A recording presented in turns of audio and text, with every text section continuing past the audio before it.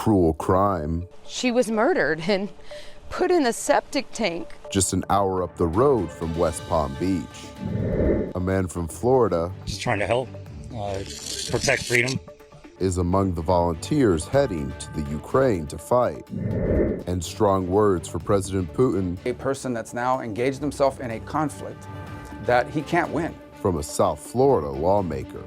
These stories and more coming up on Newsbreak. Good morning, South Florida. I'm Julian Davis. And I'm Zitlali Solate. Today is Monday, March 7, 2022. From the South Florida Media Network's Biscayne-based studios in North Miami, this is SFMN Newsbreak. A gruesome discovery providing the final clue to solving a murder mystery in Martin County. The woman who was killed is Cynthia Cole, but her friends called her Cindy. She was last seen February 24th. Police initially questioned the man who had been working on renovations at her house. They searched his house after surveillance cameras spotted the victim getting out of his car. At his house, they found the top of the septic tank out of place. She was murdered and put in a septic tank. Like, who does that to somebody? It's just not fair. Police arrested 34-year-old Kyoki Demich on Friday and began digging in his yard that same day. Saturday morning, they found the remains of Cole's body. America's military currently has no boots on the ground in Ukraine, but there are Americans in the fight, including at least one from Florida. A small number of civilians have been flying themselves to the area and offering to help, even though they only speak English. The group of volunteer fighters, including a man named Mike who lives in Clearwater, spoke to a CNN crew near the border between Poland and Ukraine.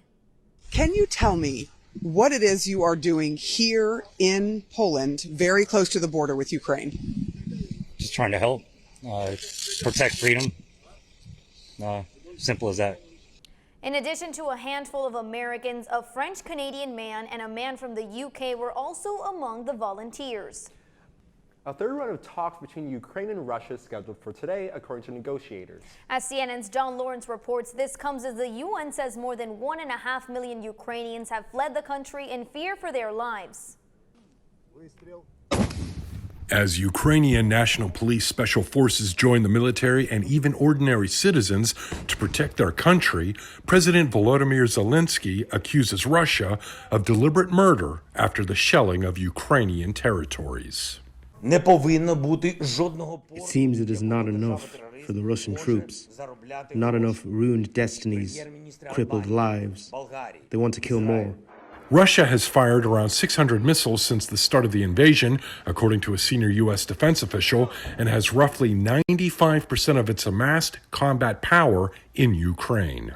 The aggressor's audacity is a clear signal to the West that sanctions imposed against Russia are not enough. The Office of the UN High Commissioner for Human Rights says more than 360 civilians have been killed since military action began. My boyfriend died here. My aunt, my cousin, my grandmother, my sister's husband, and a friend that stayed with us. And Western officials expect Russia will increase the strikes, putting the lives of more civilians at risk. He can't win. He is now engaged in a conflict where he's either going to have a costly military victory followed by a costly occupation that he can't afford, or he's going to get caught in a long-term military quagmire.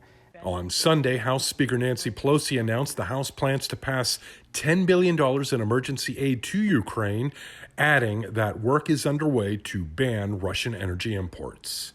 I'm John Lawrence reporting.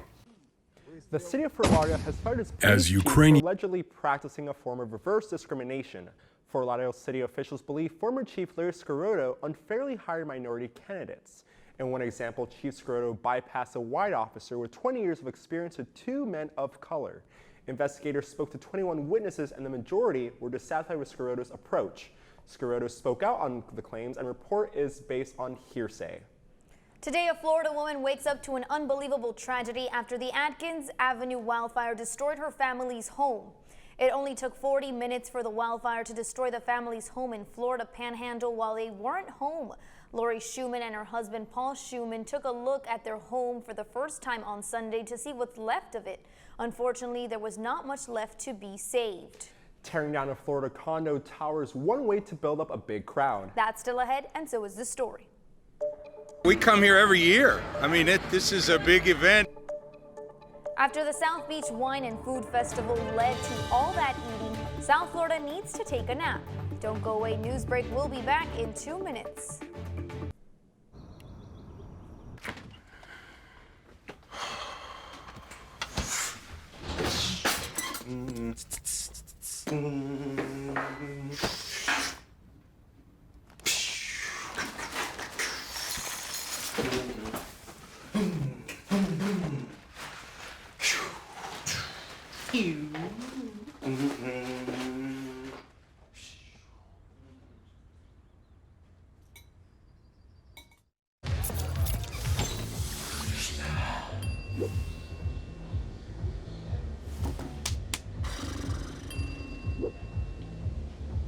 If you need to do something to feel okay to drive, you're not okay to drive.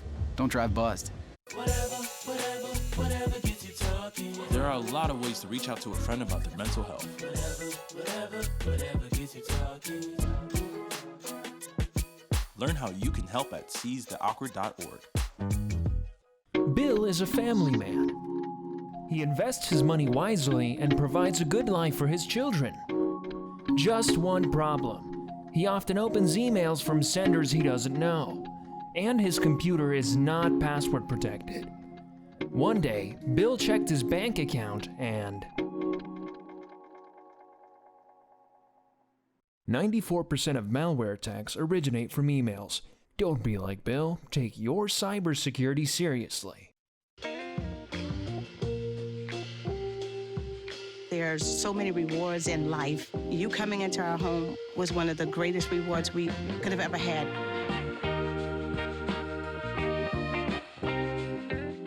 Hey, Bobo, do trees tell each other stories? I'm sorry. I'm afraid I don't know that. Hey, why don't we go find out? Listen.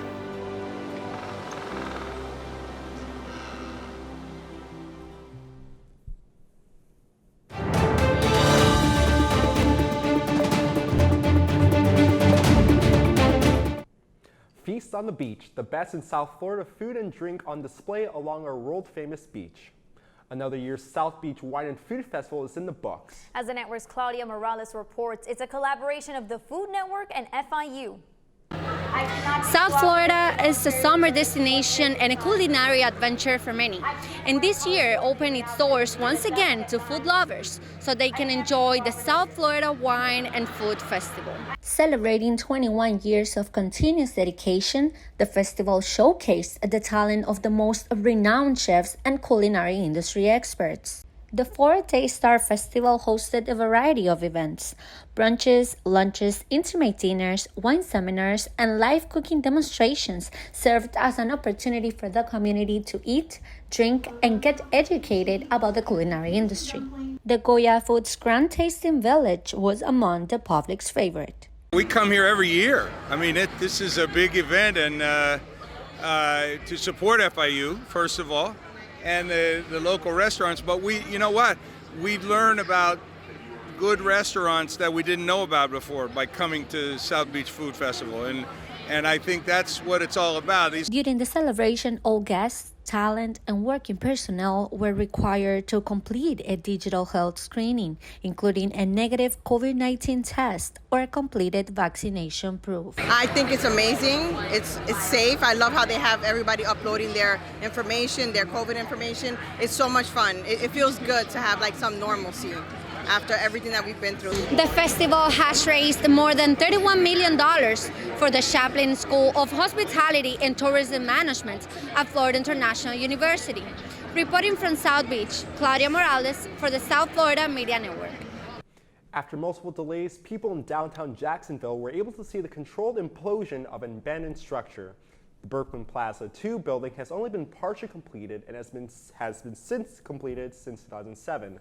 The implosion cost more than $1 million, and now the developer wants to build the tallest skyscraper in Jacksonville. That's all the time we have for Newsbreak. I'm Zitlali Solache. And I'm Julian Davis. Get more news anytime at sfmn.fiu.edu.